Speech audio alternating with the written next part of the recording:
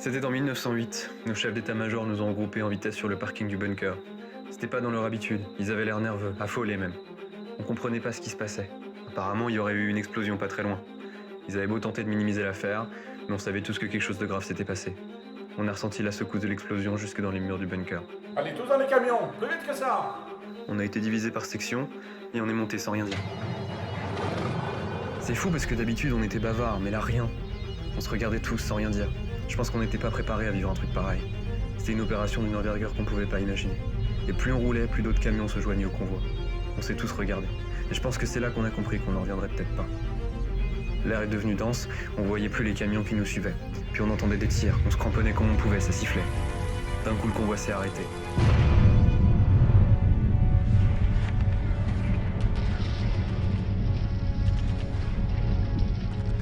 J'ai perdu tous mes frères ce soir-là.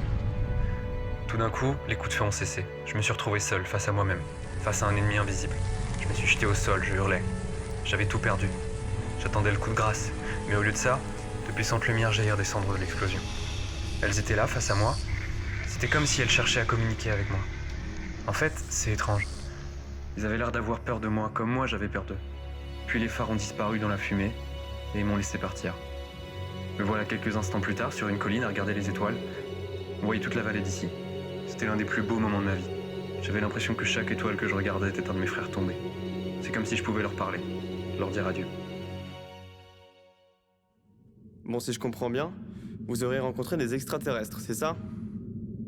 Écoutez, ce que je vais vous dire ne va peut-être pas vous plaire, mais vous semblez souffrir d'un syndrome post-traumatique lié à la mort de vos collègues. C'est un phénomène courant, surtout chez les militaires. Pour être honnête, nous serons contraints de vous interner quelque temps, le temps que vous retrouviez la raison. Vous avez fantasmé une réalité que vous n'avez pas su affronter. Si vous préférez, c'est vous qui vous êtes inventé cette histoire d'extraterrestre pour surmonter l'événement. Mais ne vous inquiétez pas, nous avons de très bons médecins qui sauront s'occuper de vous. Tout se passera bien.